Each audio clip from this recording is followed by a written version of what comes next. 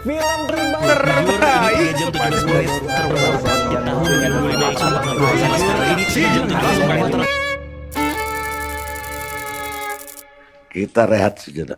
Izin. Saya mau klarifikasi dulu deh di awal deh biar gue nggak kena masalah gitu kan. Kalau nggak nanti gue dianggap cari masalah lagi, dianggap cari ribut lagi, dianggap musuhin reviewer yang lain, ya dianggap ngerendahin selera orang lain. Padahal enggak. Makanya kita clear dulu dari awal nih biar jelas ya kan. Lu mau bilang film Avatar Fire and Ash ini 10/10 absolut cinema, monggo. Ya, bebas, nggak ada yang larang.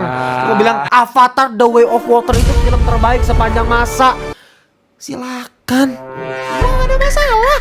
Kecuali Vina, Gundik sama Madam Web. Nah, kalau lu bilang tiga film itu bagus, itu baru ya. Ketemuan besok kita di lapangan Banteng jam 5 sore.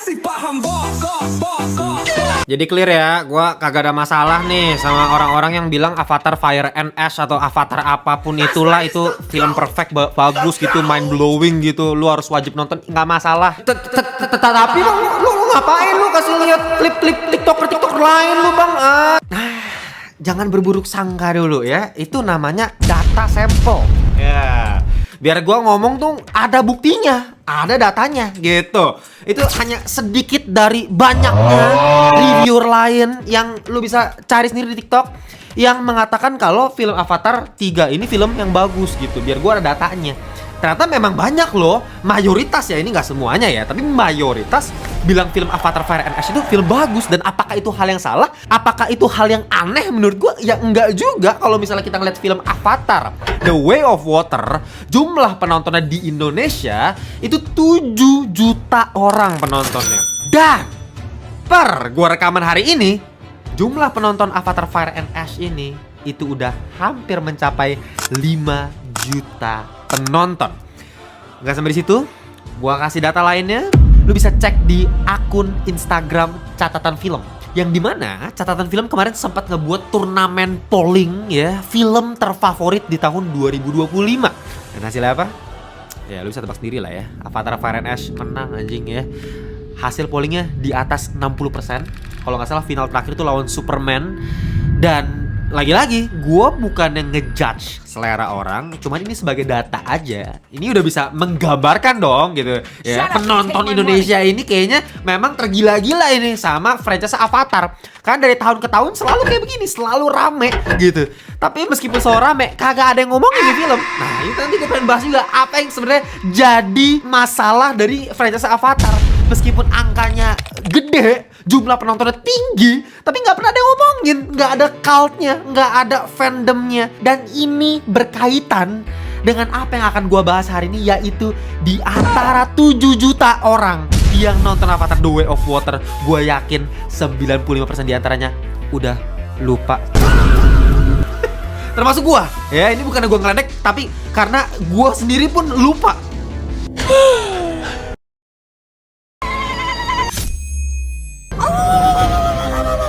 Dan ketika gue kemarin ikut screening, gue ada nanya sama beberapa teman-teman konten kreator lainnya, para reviewer film lainnya, dan ya semuanya lupa. Nggak ada satupun yang ingat cerita Avatar The Way of Water yang jaraknya baru 3 tahun by the way, dari Avatar 2 ke Avatar 3 nih yang sekarang lagi rilis ini. Bandingin sama Avengers Endgame yang juga sama-sama masuk di top 5 film terlaris sepanjang masa. Tapi gue jamin, meskipun lu baru nonton Avengers Endgame 1 kali ketika rilis 6 tahun yang lalu nih ya, kita ngomongin 6 tahun yang lalu di tahun 2019, lu pasti masih ingat ceritanya kayak gimana. Oke, nggak usah Endgame ya, kita cari yang lebih lama lagi dari Endgame. Titanic tuh ya, sama-sama masuk di top 5 film terlaris sepanjang masa juga kan ya, yang rilisnya tapi 28 tahun yang lalu bos. Titanic, gue jamin apa, lu masih inget detail-detail ceritanya, bahkan sampai adegan di mobil pun itu masih tersimpan kan, file 4K-nya di kepala lu kan. Nah sekarang pertanyaannya, kenapa film Avatar ini ya, mau dari film pertama, film kedua, film ketiga, ya film pertama oke lah masih cukup ikonik ya, menurut gue cukup berkesan. Tapi film kedua dan film ketiganya ini kenapa sangat-sangat mudah dilupakan? Ya simple jawabannya, mid, mediocre ya. Gak ada jawaban lain, emang ceritanya B aja, literally B gitu. Nggak ada yang spesial, nggak ada yang menarik, nggak ada yang berkesan. Makanya lu keluar dari pintu bioskop, lu lupa sama ceritanya. Gua kasih hot takes, nonton film Avatar sama dengan nonton National Geographic, tapi versi 16K. Ya, udah bukan 4K lah, 8K, tapi 16K nih, National Geographic, tapi 16K gitu. Jadi ibaratnya absolute visual, Pak. Ya, big visual.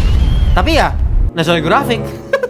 Yang dimana lu nonton singa jalan aja itu bisa waktunya 25 menit si narator yeping tuh kan, ngomongin si singa lapar gitu, cari mangsa. Ya sama nih, persis ini kan. Lu bayangin durasi filmnya bos 3 jam 17 menit lu nonton film Avatar Fire and Ash gitu. Makanya gue selalu rekomendasiin lu nonton film ini Bopi Spot dah.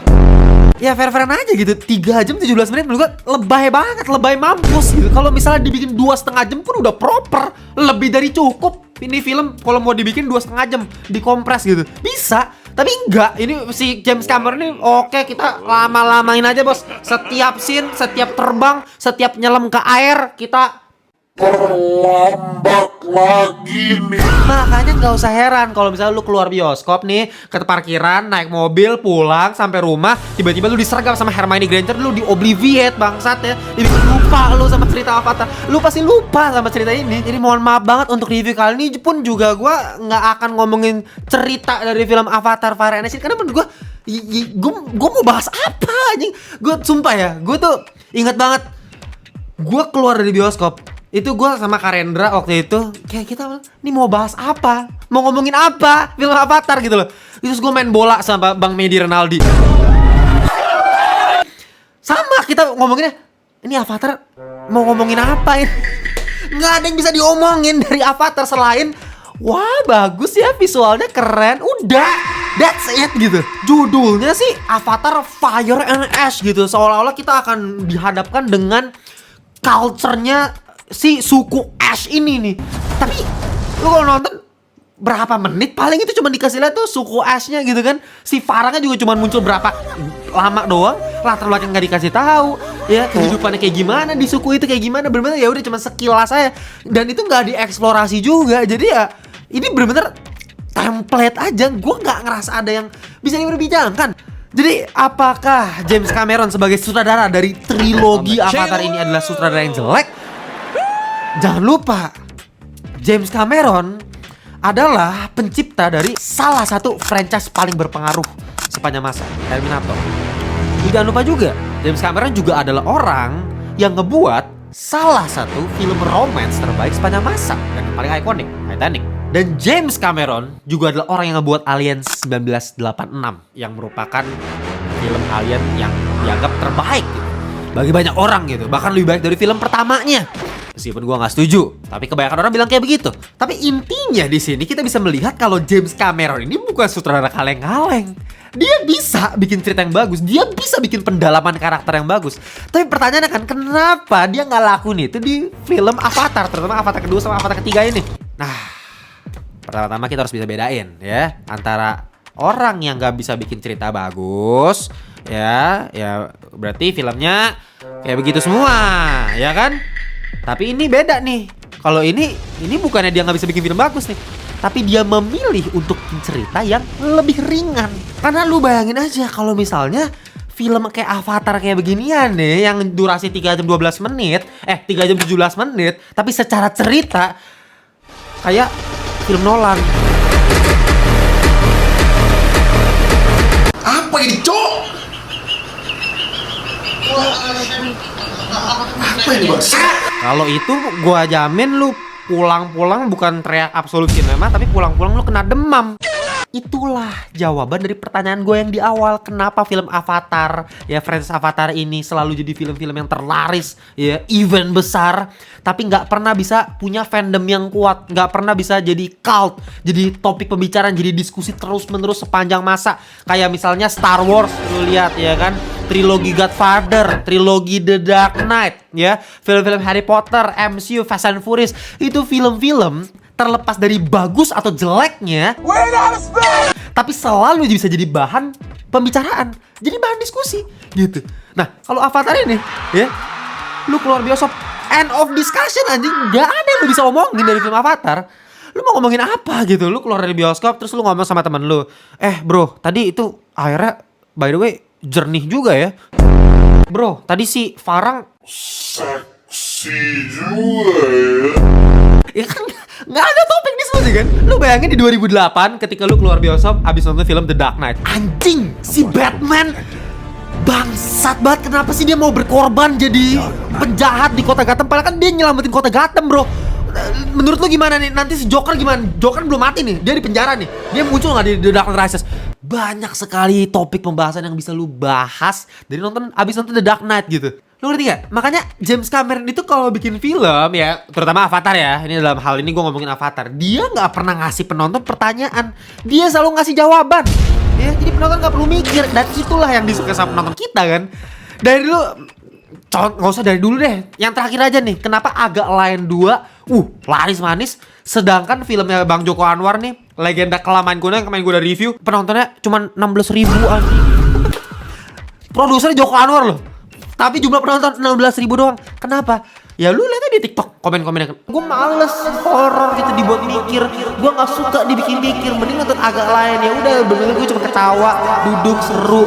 Ya ini kan tipikal nonton Indonesia gitu. Tapi gue nggak mau cuma ngomongin secara majority seperti apa. Gue pengen kasih pendapat gue. Lagi-lagi gue bilang kan dari awal, gue nggak setuju kalau film Avatar The Fire and Ash ini dibilang sebagai film terbaik di tahun 2025. Menurut gue jauh dari kata film terbaik. Bahkan gue nggak masukin di top 10 film terbaik di tahun 2025. Buat gue secara seni, gue selalu percaya sama definisi seninya seorang Leonard Bernstein, yang dimana dia bilang kalau seni itu nggak ngasih jawaban gitu, justru memprovokasinya. Ya, esensi dari seni tersebut adalah ketegangan antara dua jawaban yang saling kontradiktif. Itu definisi seni menurut Leonard Bernstein, dan gue selalu percaya sama definisi dia. Tapi menurut definisi seninya si Leonard Bernstein, ya Avatar ini nggak termasuk sebagai karya seni yang hebat gitu, karya seni yang luar biasa, a great artwork. Tapi gue juga mengakui kalau Avatar itu merupakan jembatan agar karya-karya seni luar biasa lainnya itu bisa lahir dengan medium yang baru, yaitu apa? Teknologi.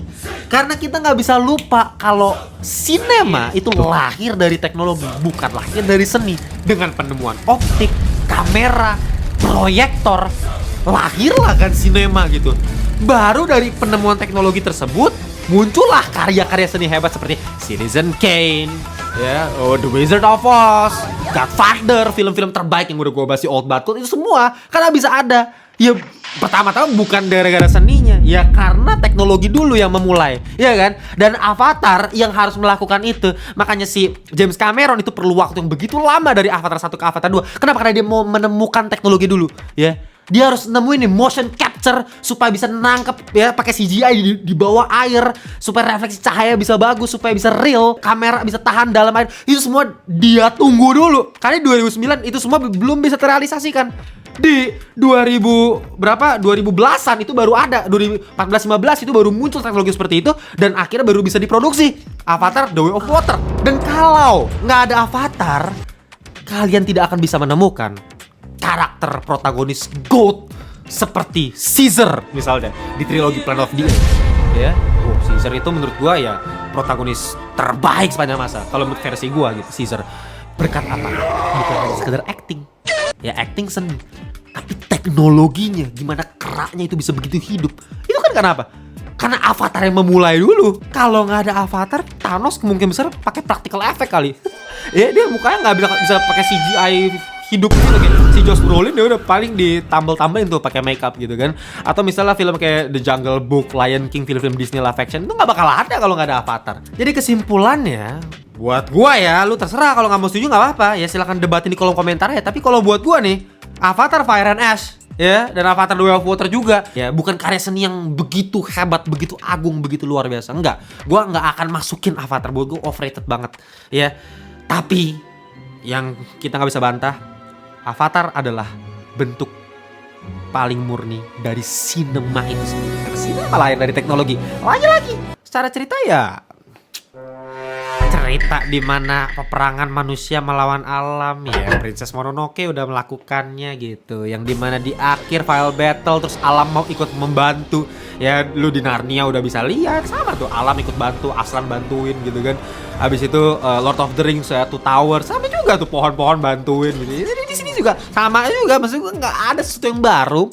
Cara moral pun ya udah sekedar oke, bagus, bisa nikmatin iya ya, tapi apakah ini sesuatu yang bisa bikin lu terhanyut ikut ke penceritaannya? Paling gampang ya, parameter paling gampang adalah lu bisa ikut sedih nggak kalau dia mati ya. Ketika si anaknya Jack Sully di Avatar 2 mati ya, gue jamin lu aja lupa namanya siapa, bentuk mukanya kayak gimana, lu pasti lupa kan ya, matinya kayak gimana. Terus lu juga pasti nggak nangis pas mati. Kenapa? Karena lu blend aja, lu kayak cuman nonton orang mati tapi lu nggak ikut merasakan gitu ya. Paling gampang misalnya kayak gue abis nonton Stranger Things season 5 gitu.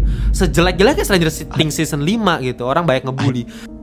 I don't like girls. Aduh, kebelet Tetep bisa ada emosi. Kenapa? Karena karakternya dibangun dengan baik dan itu tidak dilakukan oleh Avatar.